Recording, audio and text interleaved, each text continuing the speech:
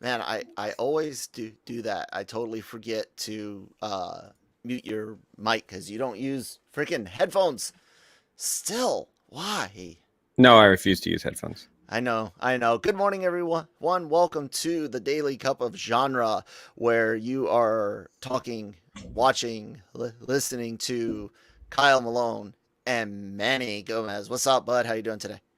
Not too bad. It's Thursday, one day from Friday. So I know you got some plans tonight. Yes. I will be in what 8-9 hours seeing Black Widow. I've watched through Age of Ultron, finished that last night. Once this is done and up and running, I'm going to be watching Civil War. And Christine and I have watched all of the films Widow's been in, leading to her film chronologically, and I think it's going to help me for the movie. I've really enjoyed watching her arc, in the way that she starts off as this spy playing a character, relaxes a little bit in Avengers to where you kind of see the professional side of her, and then you get into Winter Soldier where you finally start getting to her, and then they kind of have a back and forth in Age of Ultron where there's some okay moments and some not so great moments, like having her just get kidnapped, but she's got a really good through story overall through the MCU up to this point, and we all know how much care they put into her for Infinity War and Endgame. So I'm actually really excited for tonight. Okay, that's good. It's always fun to be excited for a film. Yeah, we're probably gonna. I've already seen it, so but. More than anything, my daughter hasn't experienced the 4DX film yet, so we're gonna do that probably on Saturday with Black Widow. So that'd be interesting. I wonder. I guess maybe some of the air stuff when there's punches or like the falling through the sky scene, like there's some chases and stuff and whatnot and explosions and whatever. Yeah. So it'll it's okay. Loki, man, spoiler free, everyone, don't worry, but Manny's kind of been teetering and going back and forth with Loki. What'd you think this week? It was good. It was I actually really enjoyed kind of the other Lokis a little bit more today, but I guess it's just because it's a different flavor, but they were just fun. It was fun. It was and the thing about it is I knew what they were gonna do and where they were gonna leave us off. And I was like, oh, you bastards, I'm gonna have to wait. I really am gonna have to wait till next week to really just like get excited, just because I knew I was gonna be left wanting more. And I mean that's the whole point of a cliffhanger in an episode, right? Right. So awesome Easter eggs. We gotta say that. And because you said spoiler free, I guess I can't mention them. Yeah. But there's a certain mode of transportation in it that I was like, what the hell? So it was well done. I did wish I could see more of the Loki alligator. Kind of disappointed about that. Not that anything happens to it. Seen a couple times. Yeah. But just a good show. Good showing. It's not the fact that you're able to still put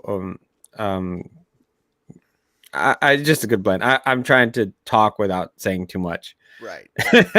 Don't want to give it away. We try not to spoil things for people. So I I haven't had as many issues as a lot of people have had with this show. I guess because I walked into it with zero expectation. Like I didn't know what to expect, and because of that, I haven't really been bugged to have issue with anything. I guess I've just really enjoyed the ride. It's been interesting to it's been interesting because I don't think that this will necessarily have a major change on the universe. I have my theories about what is the end game, and I have theory that the cost of victory for our protagonists is going to fit their character. I think victory for them is actually defeat. But we'll see next week. I think overall this has been the most consistent show for me. Not overall, but for me it's been there. I haven't had as many ups and downs as I've had with others. So yeah, that's my thoughts on it. I do want to talk a little bit about the second thing in our headline or title or whatever, and that's the Suicide Squad. Couple things recently came out about it. One is from one of the producers, I believe it is, and this comes from Screen Rant, is where I'm reading it at.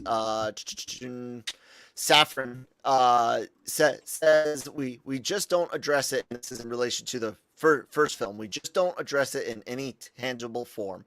Yes, they're the characters and the actors that played them in the first movie, but we really wanted to make sure that this stands on its own 2 feet. So again, it's why it's not a sequel, but there are some characters that were in the first movie, right? So it's not really a full reboot either.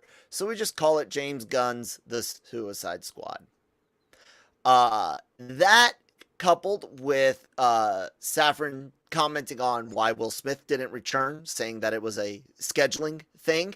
He said we knew we had to start shooting in September. Frankly, frankly, we knew probably earlier than other people did that James Gunn was going to go back and do Guardians. So basically, scheduling kept Smith out. So take that, okay?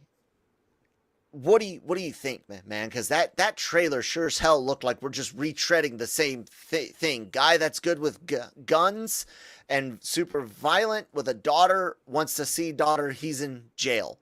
Like, this is weird, man. If you remember early on, it was reported that Idris Elba was supposed to play Deadshot, like he was going to replace him. And then it was quickly like, no, it's actually its own character. Mm-hmm. And so you have Bloodsport. And then the second trailer came out, and I said, if you put Will Smith's Deadshot in there, it fits perfectly. And now Idris Elba's character feels like he's replacing him as far as part of the story. So I'm buying the fact that Will Smith was busy, mm-hmm. but that part was definitely meant for him. Yeah, 100%.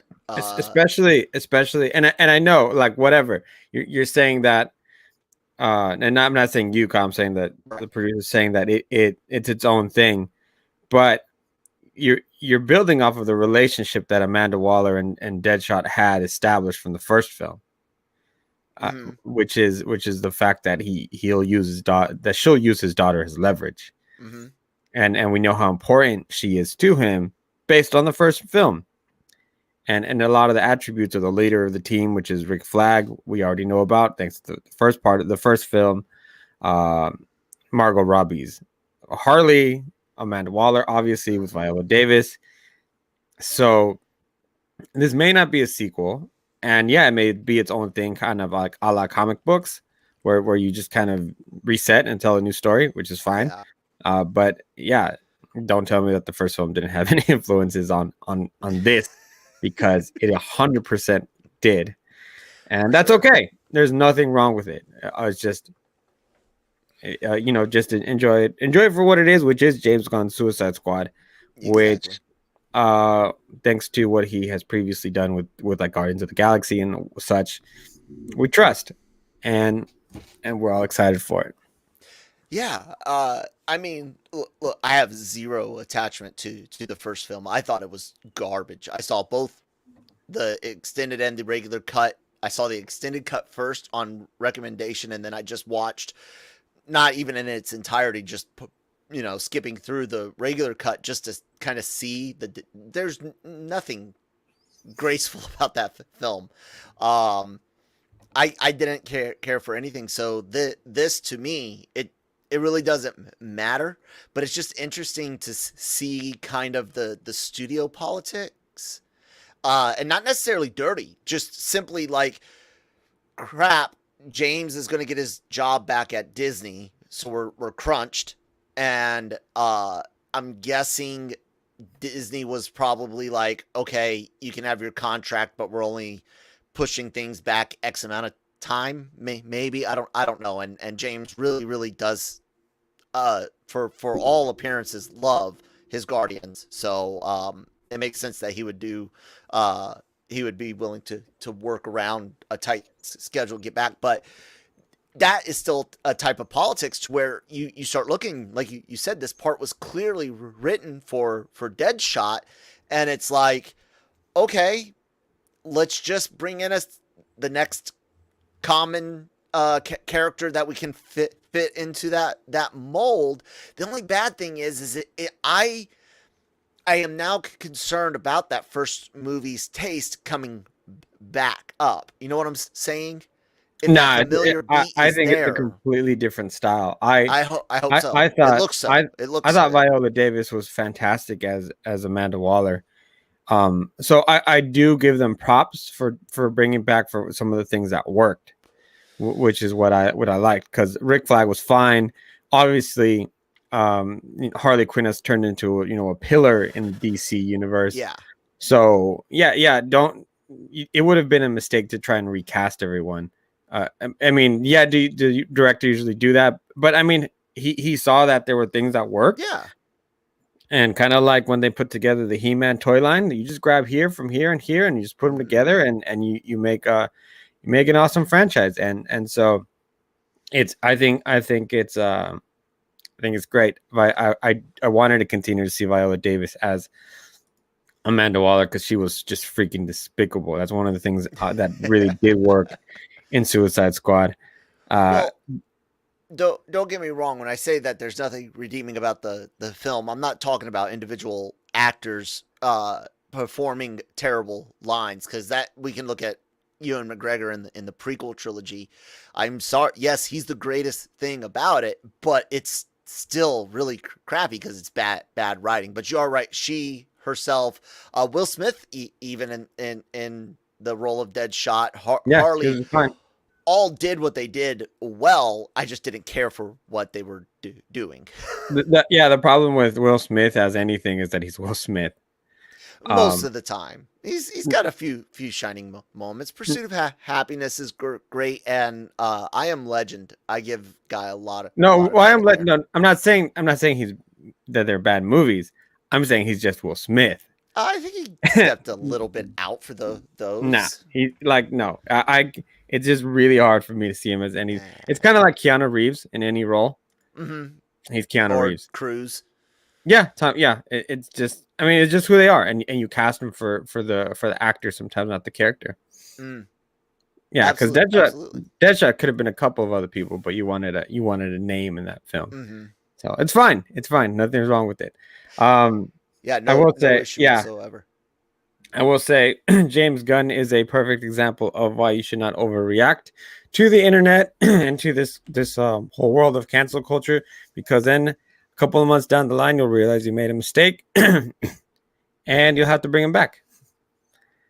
But now you have to wait until he finishes your competition's film in order for him to come back and finish yours.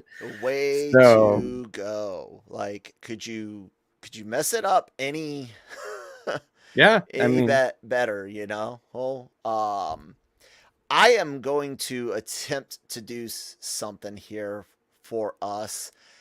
Disney just released the Encanto teaser trailer. yeah, Now, they did. us showing trailers on these things are kind of iffy. So How I'm about going you I'm go don't, so we don't have to deal with it, and you can. well, I kind of really want to watch it. All right. All right. Well, Manny and I will have to watch it later, I guess, to give you guys a reaction. Maybe we'll save it for tomorrow, but it doesn't change the topic that I want to bring up because of this. A few weeks ago, you, my wife Christine, and I all discussed um, where are all of the, sure, it's great to see a Hispanic actress as Supergirl. Sure, it's great to see Snow White getting made, and people can debate over the casting. Yay! But where were the South American fairy tales and myths becoming movies? Where were the African myths and stories and legends becoming movies?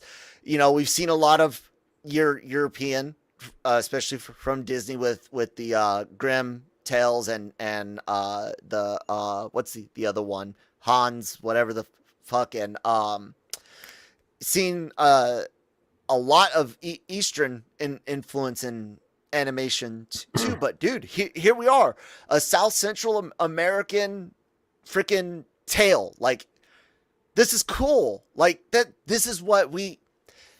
Ta-da! What do you think? I don't know if you've actually gotten an early look at the teaser or not, so don't give too much away. But what do you think about, dude? Here it is, something we've been asking for. What do you think? First of all, relax. It's just an animated film. I like it. No, that's what I like, animation, and this looks good. No, Looks I really know, but pretty. The still frame. it's not what. Yeah, it's a step in the right direction. But Disney had already made Coco, and they've already done like Book of Life and stuff like that. But I'm looking for more mainstay films when it comes to Latin influences. Absolutely. And casting a Latina as Snow White is not it. Or doing another Cinderella with a Latina is not it. That's just using European stories to and just sticking an actress in there, and it's really for to show how diverse you are, but that actually shows just a lack of diversity, because you're not telling our stories. You're telling your stories with a because like Snow White is a German story. I just and he was like, oh my god, it's like she's Hispanic, and she's like, all right, but why aren't we telling a story? Like Encanto, where it's a Colombian story, Mm-hmm. and it's just I shake my head at it, because it's almost like asking for a pizza and then getting a Lunchable and calling it a pizza. That's what I see it as. And if you want to be excited about it, fine. It's just not for me. And Encanto looks beautiful, and I do appreciate the fact that we are getting it from the same director who did Tangled, because Tangled I always think is a very, very underrated Disney film. It's cute. I'm not a super fan because it's still got a little too much musical in it, but it's cute. Yeah, but you don't like musicals, and you're a terrible person. Exactly. So. I keep telling people. Tangled, I think, is a very underrated Disney film. One of the best worlds in Kingdom Hearts 3, actually. Yeah, it's so much fun. And I do like the fact that the voice cast, which is Maria Cecilia Botero, Wilder Valderrama, Adesa, Diane Guerrero, Mauro Castillo, Angie Cepeda, Jessica Darrow, Renny Feliz, and Carolina Gaitan. I mean, just like great names that you can recognize. And then also you have a new song from Carlos Vives, who, if you know, you know. And then just the fact that some of the songs are also being written by everybody's favorite Lin-Manuel Miranda, who we all know from Hamilton and The Heights, but you also don't know that he did the songs for Moana. Yep. And so looks like it's going to be a lot of fun. Yeah. You really with Disney films like that, they're kind of a shoe-in for being at least good, and maybe not the greatest, but at least good films, because they're the care that they put in a film like Raya and the Last Dragon, and things like that. And Moana is a perfect example. They take a lot of care in the research that they do. They just did the same thing with Pixar with Luca. So I'm not expecting to be let down. Yeah, and I agree 100% on the live action side as well. One thing that I think people often forget is that we often talk about anime because I'm a fucking freaking weeb and whatnot, but there's other things that have great stories. I've watched, I can't recall, I couldn't even tell you the last Asian or Italian horror movie that I watched. All I'm going to end up repeating stuff. It's like, oh, Train to Busan was one, and didn't Suspiria get anyways? But I've seen dozens of horror movies from across the world, including several intense ones from Mexico and I want to say it was an Argentinian director, but regardless, like all of the things that we like here in America, and then we will accept certain influences from, say, Japan. There, other countries are creating similar things within the genres that we like, horror and comedy. And if you're willing to watch one set of subtitles, why not? With one language, you could watch subtitles with any language. I listen to music across a lot of different languages. I've got Spanish, I've got Tagalog, Filipino language. I've got of course a lot of Nordic and Scandinavian type metal, a lot of Japanese, some Korean, a lot of American. And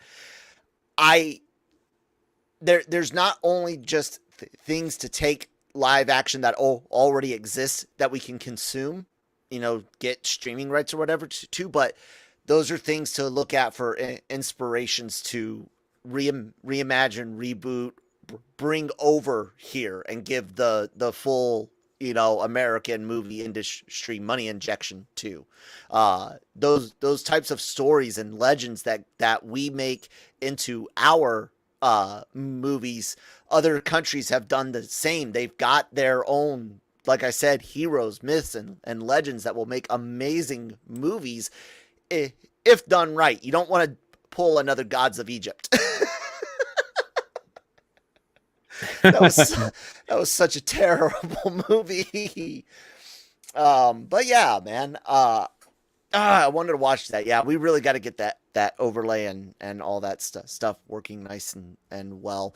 Let's go ahead and take a word from our sponsors over at Grow Generation for a moment. And yeah, let's do that. Grow Generation, where the pros go to grow. Grow Generation offers the best deals and discounts on the best grow products on the market. Grow Generation serves customers across the nation and carries a wide inventory of renowned cultivation brands. Go to www.growgeneration.com, where the pros go to grow.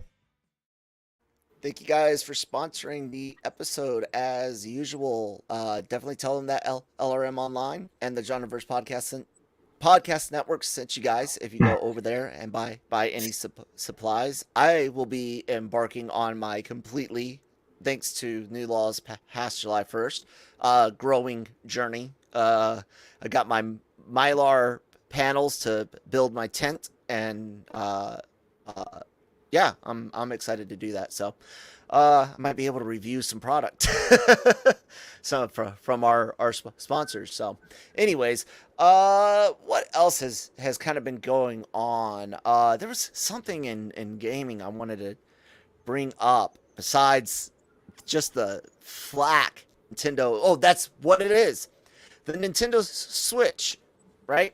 So yesterday, ladies and gentlemen, Manny and I at 9:30 Eastern time, 6:30, excuse me, Pacific time, started talking about the Nintendo Switch OLED model, and one of the things we had said, and this is very quickly after the thing was announced, and we hadn't spoken to each other. All we saw were the announcements. We discussed the idea that the Pro might actually still be possible. That there were potential things that kept them from releasing it, such as the chip shortage. Hey, Yeah. we've got all these other chips and we've got these screens. Why not put a bridge gap together? Sell some switches during the summer. We thought maybe they're waiting for a dozen different things. They want to make a super switch, where the Switch Pro is actually the sequel Switch, and we talked how it's only been one generation of mid-range upgrades. So imagine my surprise when The Verge, Linus Tech Tips, and everyone else is having the same thoughts and discussions. And it all goes back to the fact of what the reports and leaks on the alleged Pro came from really, really reliable sources. Like, people really banked on it. I'm just saying, great minds think alike, Manny. Is that what it is? Mm-hmm. Or it could So, just be it's just plainly obvious that yeah. we're in a weird situation, and companies got to do what they got to do, and I understand. Well, yeah, it is disappointing that's what the announcement is because of all the quote unquote leaks. But 2020 happened, and everyone's having to do things differently, and I think Nintendo's one of them, and there's a bigger market right now for just regular Switches than there is for Pro. Not to say that those won't be eaten up, but if you're making decisions April, March of last year, they're very different than what they'd be today, or what they'd be in 2019 when you're getting ready maybe for production or something like that. You gotta put in that order, right? Because it doesn't happen overnight. This is not a decision that they could just make. This takes months and sometimes even years of planning. They probably were developing both at the same time, and I'm going to guess that probably the Switch that they're releasing now is something that was going to maybe even replace just a regular Switch down the line, but because of the shortage and because of 2020 and because of the fact that really, yeah, you'd have home applications for the Pro, but the Pro you're going to almost want to start using almost immediately for like EA Sports arenas and competitions and things like that. It made more sense for them to drop the this version of the Switch, which, I mean, it is what it is, and we just have to wait for the other one. Now, if 2 or 3 years goes down the line and we hear nothing official for the Pro, then maybe then that's when it becomes an utter disappointment. But they get a not completed or pending just based on thanks to 2020. Well, Mr. Gartenberg, because I'm not sure how to pronounce his first name. He's an editor over at The Verge. He brings this up in a tweet, and I mean it's a valid point. I look how many variations you have on something where it's minor changes, but they don't really necessarily get a massive graphical upgrade until like these are all the same as far as power and graphics for the most part. Yes, the color could do well color, but you don't get a jump in power until here. And then these are all basically the exact same, just different variations on it. And you don't, again, get a jump in power until this. And then here, again, minor hardware changes such as a bit bigger screen or, a lighter model missing some features that, like I think the light didn't have I think it was smaller and it didn't have like the Meebo whatever or something. But we've got the Switch and now the Switch OLED. Could you argue against this guy's point by being like, "Oh, these are handhelds and this is considered a console, like a set-top console"? Maybe, but is it? Is the Switch a set-top console? No, I think the Switch is a modular console, and I like that about it. That's kind of what's good about it, right? Yeah, you can. That's why even I don't even have the regular version. I have the light because for me it makes more sense. Just because I'm always on the go. I'm never really in one place. Yeah, and all the games you can play them on there. It really like not like the dancing games or whatever, the exercise ones. But that's not. I mean, yeah, the only place I'm running to is the fridge. So, or to the movie theater. But it's yeah, no, I consider it a handheld first, and then kind of your more PlayStation, Xbox type second, right. because that's what it, and it's okay that it's that because we need that. We need our Game Boy. Game Boys were, I mean, they were the shit growing up. They were. Yeah.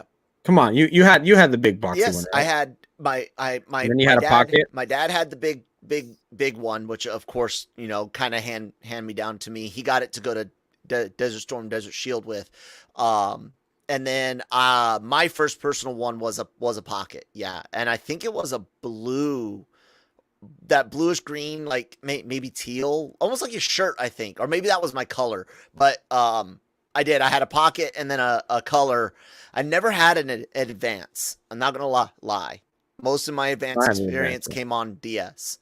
So, but don't you just love though that first Game Boy that took 4 AA batteries? Yes, nothing scarier than running out of battery on a trip, man. And like in the middle of a Zelda game. Well, I didn't really care for Link's Awakening, but I played it. But Final Fantasy Legend, which spawns the Mana series, and I played the hell out of that.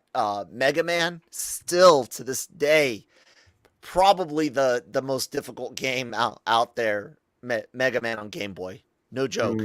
That, and of course the Ghouls and Ghosts and Super Ghouls and Ghosts are just brutal.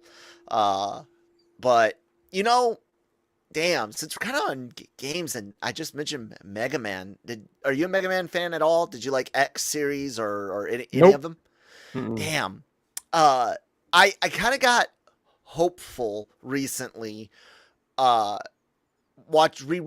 Sonic the Hedgehog, which by the way is my all-time favorite video game movie. It eked out Detective Pikachu on this last rewatch a month or so ago, I think it was, and I got to thinking about that time we reported on an alleged list of canceled Fox projects once the buy from Disney went through, and Mega Man was on there, and then Disney's like, oh, these were never in production, or only some of these were in production, or whatever it was they said. But I kind of want that to happen now. I think Sonic did it right.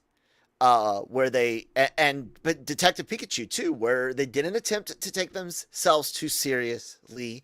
They didn't try to make the CGI creatures too realistic, too surreal, to where, like, because if you make a Pokemon look too real, it's kind of frightening to think of an electric mouse. Like, holy shit. But I'm ready for a Mega Man movie now. I don't know why, but I feel now's the time. Maybe not a movie. I always leaned to series for video games. I don't know. Mega Man should be a series, and if they don't make it for another 10 years, I'm not losing an ounce of sleep. Yeah, but you know what is being lost? Money, because you're right. If you, again, I'll throw their name out there. Powerhouse Animation, fucking Mega Man. You guys did Castlevania. There you go. That's in your wheelhouse. Games on games. Come on, guys. Like, do Mega Man. Like do regular Mega Man for 2 or 3 years, and to do X for 2 or 3 years. Like, that's money. You're gonna print money on merchandise off of that. Doubt it. You don't think so? Nope. I guarantee. Did you not see how well the legacy collections for both Mega Man and X did really, really good? Really yeah, good. as far as, but it's such a niche crowd that likes Mega Man. I don't think it has a general appeal. It was a niche crowd that likes Castlevania. Look how big that blew up. How many people do you know that can even talk about the games at all, besides maybe Symphony of the Night? Well, I mean, I can't even talk about the game, so. Exactly, but a lot of people that watched Castlevania. So I'm just saying, Manny, that you're incredibly wrong this time. if I'm in that room with people, I'm like, yeah, that we'll put that on the back burner. We got other more exciting things we can make. What property out there is sitting idle that you are really upset is not being utilized? Whether it's a continuation, kind of like Masters of the Universe Revelation, or a first time into a moving format. What properties wasting away in your mind? I think that this generation needs their own Goonies. I think that or Monster Squad. Monster Squad would be good. I like the fact that Rob Zombie has taken on the monsters, because I think that given the crowd of weirdos that we've become, that's kind of the family that we need on either television or big screen. Just a lot more kind of darker tone things that are from like the late 80s. I think that's really what's missing. And then also, we're really, really missing your basic superhero shows: X-Men, Spider-Man,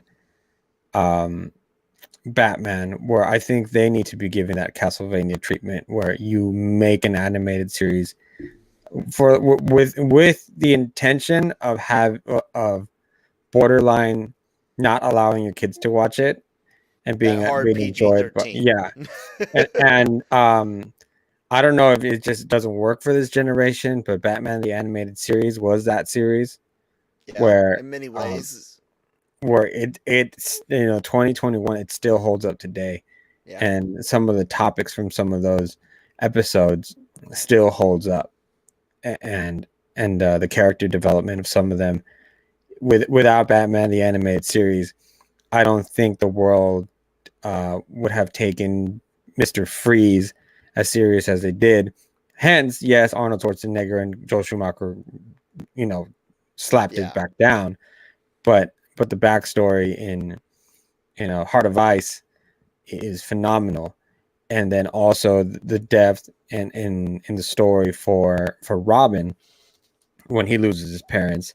That's an Emmy award-winning story.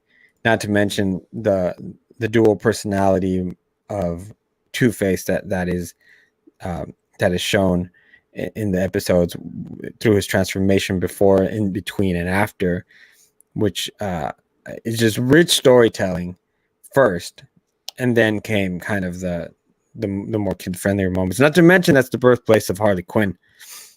So, Yeah. um, I think And they we need didn't really shy away too much. I mean, they shied away from the violence to a degree, but not the abusiveness of the relationship. yeah. So, um, Which is still I so weird on how people, you know, said shit like Harley and Joker were goals. Like, oh what? no, that is yeah. They still said that during Suicide Squad, and Ugh. and I mean, we've talked about it on the Comic Source, and I've seen other Dr. Andrea Lettermenti and Brian Ward over at the Arkham Sessions have mentioned it very, very time. That relationship is something you need to get away from, and it is something that is a clear example of the power that somebody can hold over you, despite the fact that they're a piece of garbage. So I think for a lot of people, Harley Quinn's kind of escape from the Joker, thanks to what Jimmy Palmiotti and Amanda Conner did in that series, and then continuously showcased then further and in Harley Quinn and Birds of Prey, and then I really showcased front and center in the Harley Quinn series over at DC Universe, now HBO Max. It's something to celebrate, and it's something that they've done such a good job at showing that she is a badass. She's 100% damaged, and despite how awesome, how like sometimes bad she is, it's hard, it's difficult. He still has the ability to pull her in, because he knows what buttons to press. Mm-hmm. And sometimes it takes a friend like Ivy, or a group of friends like she has in both the comics and also in the animated series, to help you get out of the situation. And even then, it's going to be a difficult road, and it's not easy. Yeah. And I appreciate that they take that road, and almost Because like that's a realistic for abusive yeah relationships. That yeah the people are damaged. They do have strings that can be pulled. That's why they keep going back. It's not like they want to be abused.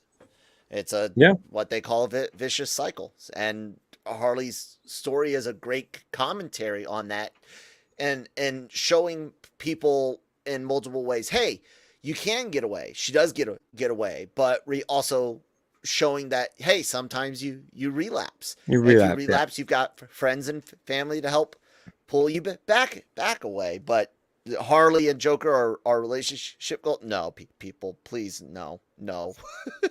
you know what relationship people need to let go? What's that? Their relationship with goddamn Zack Snyder, and thinking that Mm. he's such a phenomenal Oh, time to filmmaker, throw the Snyder as hate. far as and I'm not saying he's and like, look, man, I love 300. Yeah, great movie. Batman v Superman, Jammer and I agree, was a great movie. Nah, you guys are And terrible people. um and then Dawn of the also Dead was great. Dawn of the Dead was great. And his version of Justice League was much better than Whedon's version of Justice League. It's better. I thought it was an incredible idea that never got made, and I think it could have made for a way more interesting DCEU than we have now. So, well, at least we would have had something, right? At least you um, would, yeah. but now, and I mean, dude, like, it still happens every now and then. It's restoring the Snyderverse and blah blah blah, and you're like, you guys, like, go get a job, like, go go point your anger somewhere else. And thanks to their fearless leader, I think they're gonna have a spot to focus their anger for a little bit now. Oh man, would that spot be Star Wars? Because Zack Snyder once pitched an idea to Lucasfilm, allegedly in 2010. So if he pitched it in 2010, that's what I read online. I don't know when actual pitch happened, but that would have been under George Lucasfilm, not Disney Lucasfilm. Either way, I'm not a Disney shill, guys. Go check out the Cantina. Subscribe here. Check out the show. We're definitely fair reporters on the little good from the last few years of Disney and all of the bad fairly. But regardless, you're right, man. He makes this pitch to Star Wars, and they don't pick it up, and now he's taken the idea and plans to make a movie out of it. Rebel Moon, I think, is the working title, or maybe that's the final title. Regardless, dude, like everyone that hated on Warner Brothers, you're right. They're going to talk about how this would have been the greatest Star Wars. They're going to get all the angry Star Wars fans too. And I'm not saying this movie will be bad at all. This could be an amazing movie. But regardless of whether it's good or bad, it's going to cause hell in a fandom that is already in hell, tearing itself apart over stupid shit. Over speculation and shoulda, coulda, wouldas. Yeah. And trust me, I love the shouldas and couldas. I'm all about even talking that, but even not DC, to the extent. Whew. Yeah, even DC took a swipe at Snyder fans in Harley Quinn. Do you remember that? No, what they do? You didn't see? There's a I haven't scene. Watched all of it. Oh, okay, there's a scene where and you could probably actually look it up on YouTube. Let me find it. There's a scene where there's two guys sitting in somebody's basement, and one of them is wearing a Star Wars shirt, and the other one's wearing a Snyder released the Snyder cut shirt. And they're tearing apart how Harley Quinn is, the kind of your typical male stereotype as far as bringing down a female character. And they do this on Harley Quinn, man. Let me see if I can find the clip. That's funny.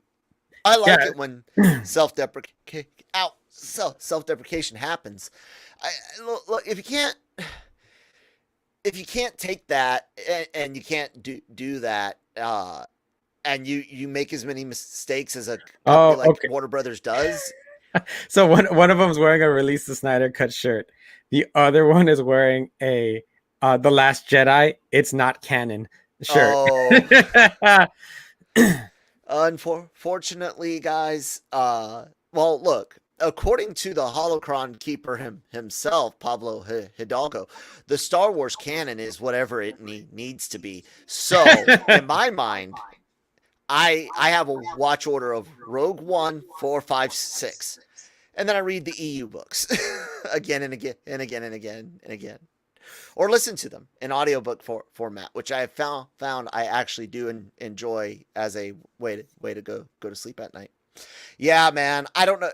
It could be a great movie. I'm interested in seeing what, because he hasn't done anything sci-fi of like this type that I can think of, right? I mean, I'm not superhero sci-fi's different. If he's doing a Star Wars-esque film, you're looking at science fantasy or traditional, sci-fi. Like, has he done anything? I can't think. I don't think he has. So that would be cool to see him because he's got such a good eye. Army of the Dead was a great idea. I just didn't like Batista in it. He was just he was like a wall, and luckily he had great a great cast around him, and everyone's oh my god, Dave Batista did so well. It's like, where did he do well? He didn't do anything. But I thought the idea of the zombies and everything, I thought that was pretty well. I thought the movie was way too freaking long though. You needed to cut some of it out because some of those things were not important. And you know that in Army of the Dead, for whatever reason, they had to add a character in it. And it's a character that is in many scenes. And I wonder why, instead of recasting, they decided to go that route. Go back and watch it and tell me which character in a good amount of scenes is actually not there. Interesting. Wonder why. Yeah, I'm looking at his IMDb, and I don't see any traditional, what I would call science fiction on it. He got to start doing video shorts, and I don't know if these are music videos Watchmen's or close. what, but yeah. What's that? Watchmen's close. Watchmen's close, yeah, but it's still very, very superhero style. You know. Okay, you're back. Kind of stuttered for a second. Sucker Punch, maybe. I mean, there's steampunk elements, and some people like to call that science. Not really. So just on the idea of seeing a director touch a new genre, I am definitely interested in it. But you are right. This is almost a perfect storm of volatile crap for what's the word I'm looking for fans. Yeah, you could also get some of the Star Wars fans on board with it and be like, "This is what we could have gotten." That's what I'm saying. Like, that's what we're going to see happen. That's going to be in all of the chat rooms, and you know, what happens. Hopefully, we can survive it. Yep, there it is. That is funny, and I think I can share that real quick. That shouldn't be, because it's a still frame, people. Yeah. Still frame. See? It's funny. It is. Yeah.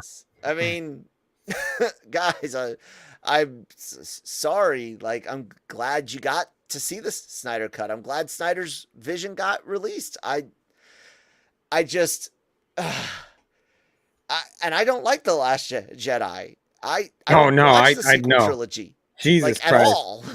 so I thought they had a good start. Yeah. In 7, and then dude, it just the wheels just fell off. Yeah. It completely That's what you get fell when off. you don't plan. And I don't understand why you. You don't need a plan. Shut up, Jammer. You need a plan.